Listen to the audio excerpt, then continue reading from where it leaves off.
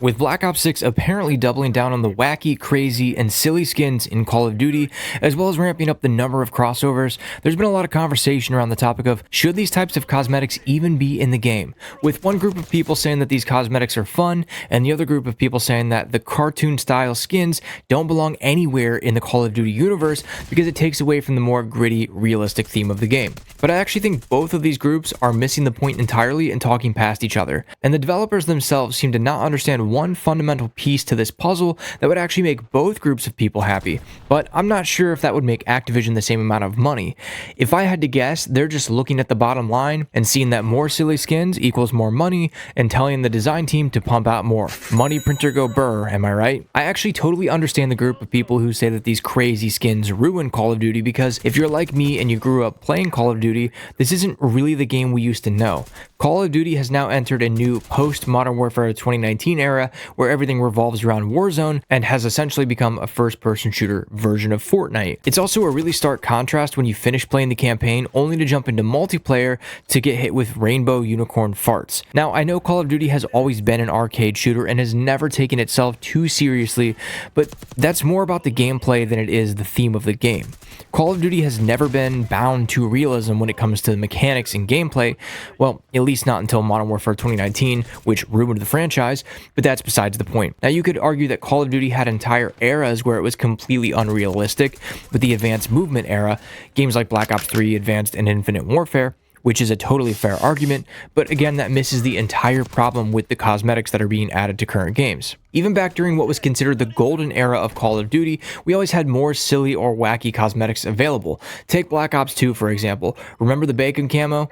At the time, that camo was hilarious. A basket weave of greasy bacon slapped on your gun in a game that's about a futuristic military operation. It was so silly that it worked.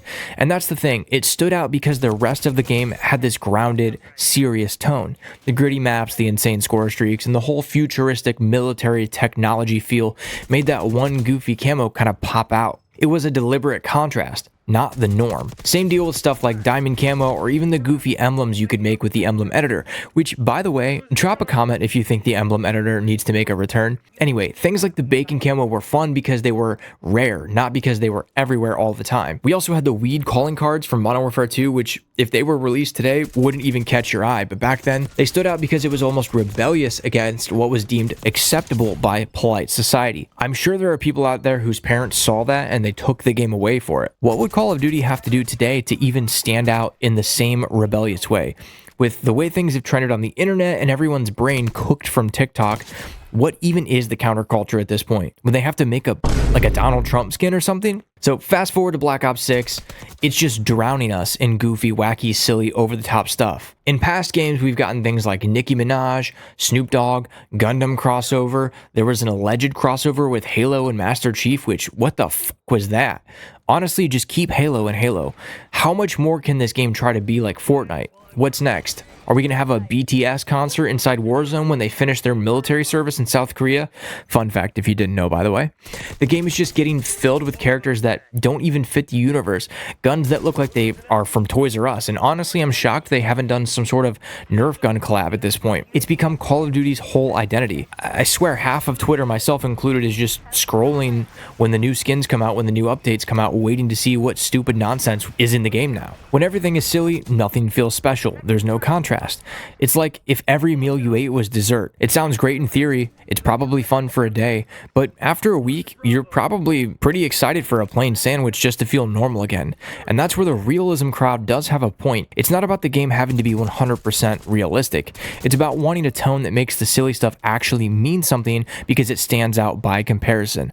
I saw this image on Twitter the other day, and it's a perfect example of what I'm talking about. There's this line of soldiers lined up with one person in the middle dressed as a clown with an assault rifle. And it's funny because it's so ridiculous and that the clown stands out. If it was just a group of clowns, it obviously wouldn't be funny. Before we continue, if you like videos talking about game design philosophy, game balance, how mechanics in first-person shooter games work, or anything like that, make sure you subscribe to the channel. And if you want to support the channel, become a member today and you'll unlock some cool emotes you can spam during the stream, and it guarantees that I'll see your comment and reply. Becoming a channel member supports me directly, and right now I'm actually working on a series of videos where I rebuild maps from Black Ops 6 in Unreal Engine, and those videos take a ton of time.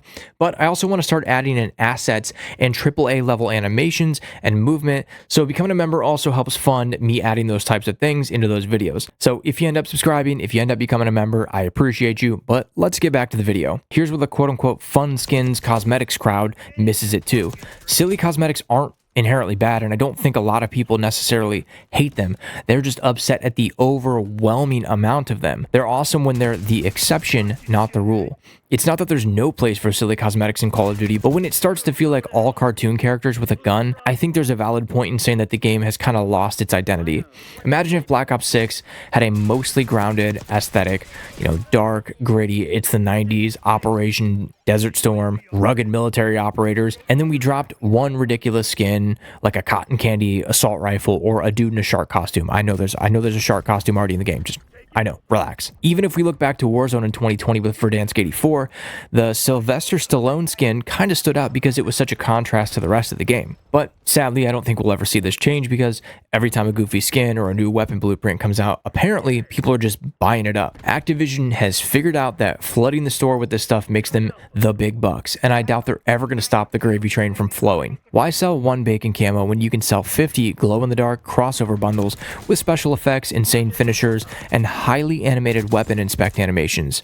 They're not designing for contrast or balance, they're designing for wallets. And I get it, it's a business. Totally understand, I'm a business person myself, but it's turning Call of Duty into a shell of its former self that serves no other purpose than to be a container for their in-game store. The devs could make both sides happy by dialing it back, keeping the vibe more grounded, and letting the silly, wacky cosmetic stuff stand out by making them more rare.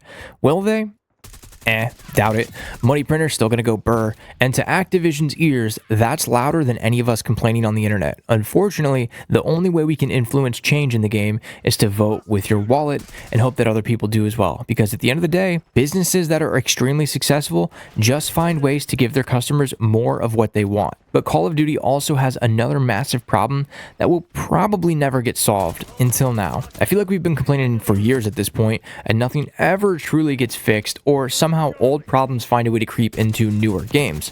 You have to remember, Call of Duty will never make a game so good that you don't buy the next one. So they always leave problems in the game so that they can quote-unquote fix those issues in the next game. They don't want your one-time purchase, they want your money every year, forever. But I actually think in the near future this could completely go away, and you could play any Call of Duty you want forever, and Activision will make 4 times the amount of money, so they actually have a financial incentive to do this. If you want to watch my video on how this is possible, click here.